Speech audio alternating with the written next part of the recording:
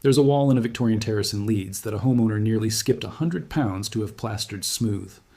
Underneath that plaster was a run of hand-cut ceiling joists, over 130 years old, in oak so dense a modern drill struggles with it. She didn't plaster over it, she exposed it. And the estate agent who valued the house 6 months later said that single wall added more character and more money than anything else in the property. Across Britain right now, people are doing the opposite of what their grandparents did. Their grandparents covered timber up, boxed it in, plastered over it, hid it behind hardboard and gloss paint because exposed wood back then meant you couldn't afford anything better. Today it means the opposite. And by the end of this video, you'll understand exactly why and exactly how it's done properly because getting it wrong can crack good timber, trap damp, or strip away structural integrity that took a century to earn.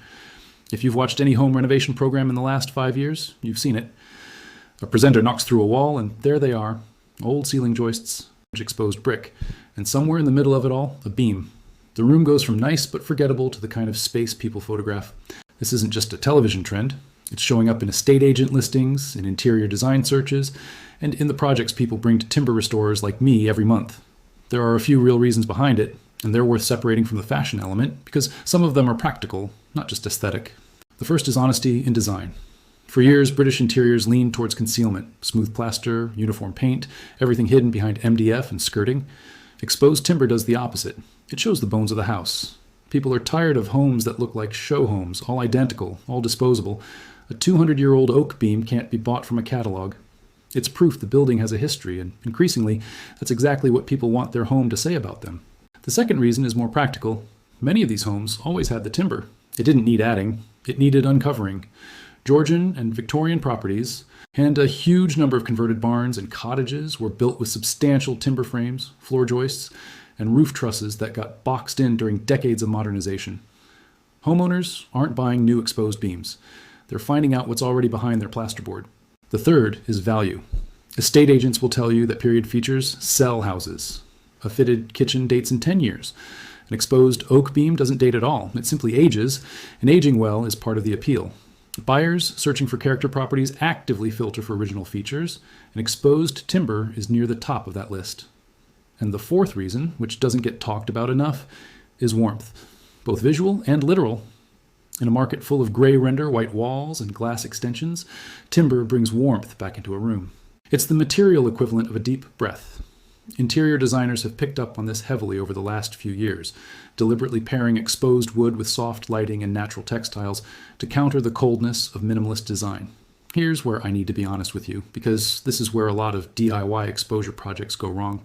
People see a beautiful exposed beam on Pinterest and assume it's simply a matter of stripping away plaster, and there it is, ready to varnish. In reality, timber that's been hidden for 50, 80, or 150 years has usually been hidden for a reason, and it's rarely a good one. Old timber concealed behind plaster or boxing has often been sitting in a specific microclimate for decades. Sometimes that's fine, often it isn't.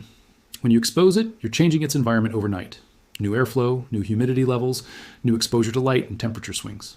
Wood that's been stable in the dark for a century can start moving, cracking, or drying unevenly once it's suddenly exposed to a heated, ventilated room. There's also the question of what's actually under there. I've opened up boxing expecting oak and found softwood painted to look aged. I found genuine structural beams riddled with old woodworm damage that had gone untreated for decades because nobody could see it. I found water staining from a roof leak that was patched up cosmetically rather than properly, with the timber underneath still carrying moisture damage nobody dealt with. And then there's the structural question, which is the one that actually matters most. Some timber that people want to expose is load-bearing. Removing the wrong section of plaster, boxing, or even old fire-retardant cladding around a beam can affect fire safety, insulation values, and in older properties, sometimes the structural support itself. This is not a project where you just start pulling things off the wall because it looks exciting on camera. So before any of this happens, the timber needs proper inspection. Once boxing or plaster is carefully opened up, and I mean carefully, working in small sections rather than tearing everything back in one go, the timber needs a proper look over before anyone reaches for sandpaper or finish. The first thing I check for is rot, both wet and dry. Wet rot tends to show as darkened, soft, crumbling wood, usually near a source of past moisture. A leaking pipe, a damp wall, a failed roof flashing. Dry rot is more insidious. It can spread through timber and even masonry, often showing as a fine cotton wool-like growth or a distinctive musty smell, and it needs professional treatment, not a quick sand and seal. Next, Woodworm.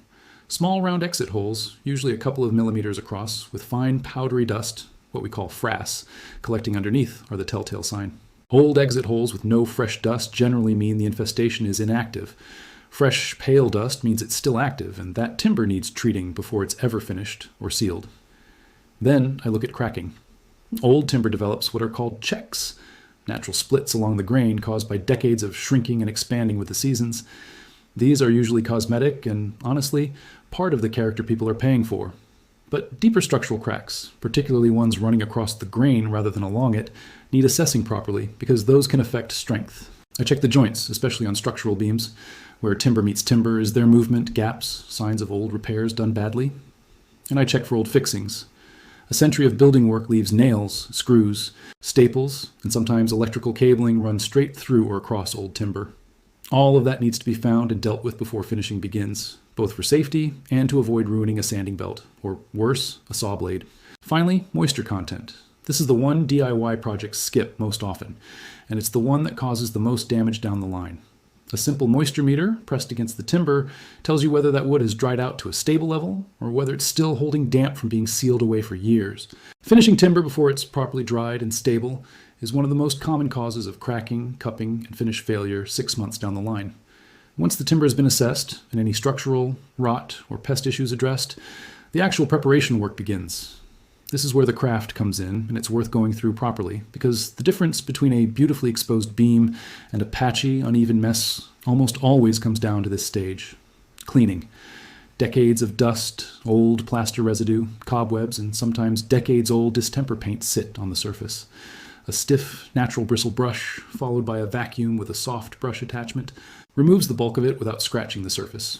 For particularly ingrained grime, a mild solution of sugar soap and water, applied sparingly with a cloth rather than soaked in, lifts residue without saturating old timber that may already be sensitive to moisture.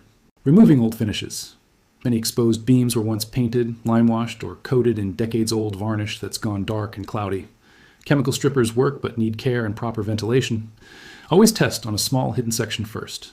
Heat guns can lift old paint effectively, but on genuinely old timber, especially anything pre-1960s, there's a real risk of lead paint, so this needs testing for first. And if lead is present, it needs specialist removal, not a DIY heat gun session. Sanding. This is done in stages, never straight to a fine grit. Start around 60 to 80 grit to remove old finish and surface unevenness. Move to 120, then finish around 180 to 220 for a smooth but still natural feeling surface. Beams don't need to be sanded glass smooth. Part of the appeal is texture, tool marks from the original carpenter, and the slight irregularity that comes with age. Oversanding removes character along with grime. Repairing cracks and gaps. Structural cracks that don't affect load-bearing capacity can be filled with a 2-part epoxy wood filler, tinted to match the surrounding timber. For larger voids, or old woodworm damage, some restorers use a technique called Dutchman repair, cutting a matching piece of timber to replace a damaged section rather than filling it, which holds up far better over time on visible structural pieces. Treating for pests and rot.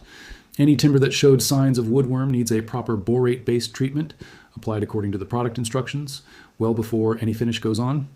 Rot-affected sections, once cut back to sound wood, often need a wood hardener treatment on the surrounding area to stabilize it before filling or replacing. Sealing and finishing. This is where the beam actually gets its final look, and the choice of finish matters more than people expect. A hard wax oil, like a Danish oil or specific beam oil, penetrates the wood rather than sitting on top of it, which suits the natural, slightly matte look most people want from exposed timber. Varnish gives a glossier, more protected finish, but can look artificial on older beams if applied too thick. Whichever you choose, it should be applied in thin coats, allowing proper drying time between each because old timber absorbs unevenly and a heavy single coat leads to patchy, blotchy results. The single biggest mistake is rushing the drying out period. Timber that's been sealed away for decades needs time, sometimes several weeks, to acclimatize to a room's normal humidity before any filling or finishing work happens. Skip this, and fillers crack, and finishes bubble or peel within months. The second is oversanding, stripping away every tool mark and imperfection until a genuinely old beam looks like it came from a flat-pack showroom. The texture is the value. The third is using the wrong finish for the location. A finish suited to an indoor beam in a dry living room won't hold up on timber near a kitchen with steam and heat, or in a converted barn with higher humidity swings. Matching the finish to the environment matters as much as matching it to the look. And the fourth, which I mentioned earlier, but it bears repeating because it's the one that actually causes real harm. Not checking whether the timber is structural before removing surrounding material. If in doubt, that's a conversation with a structural surveyor, not a guess based on a video. If you're planning to expose timber in your own home, a few things are worth knowing before you start. Always test for lead paint on anything predating the 1960s before sanding or heat stripping. A simple testing kit from a hardware shop tells you in minutes, and it genuinely matters for your health. Choose oil-based finishes for a natural look, and varnish or lacquer if you want more protection, and don't mind a slight sheen. For beams in humid rooms, a marine-grade varnish or specific moisture-resistant finish will outlast a standard indoor oil by years. If the timber will be load-bearing and visible, get it checked by a structural engineer before you remove anything permanent around it. The cost of an assessment is nothing compared to the cost of a mistake. And be patient with the drying period. I know it's tempting to see bare timber and want to finish it that same weekend, but timber that's been enclosed for decades needs to breathe and settle before it's sealed again. Picture that Leeds terrace again. Before, a flat, featureless, plastered ceiling, magnolia, forgettable, identical to the one next door and the one after that. After weeks of careful exposure, cleaning, gentle sanding, airing in 2 thin coats of hard wax oil, that same ceiling shows a run of oak joists, each one slightly different, each one carrying the marks of the tool that shaped it over a century ago. The light hits it differently depending on the time of day. It's the kind of ceiling you look up at, not past. That's the real transformation exposed timber offers. It's not just a design trend on a screen. It's the difference between a house that looks like every other house on the street and a room that tells you something true about the building you're standing in. More UK homes are choosing exposed timber because it offers something modern materials simply can't fake. Genuine age, genuine character, and in most cases, features that were there all along, just waiting under a layer of plaster and paint. Done properly, with the right inspection, the right repairs, and the right finish, it's one of the most rewarding transformations you can bring to an older home.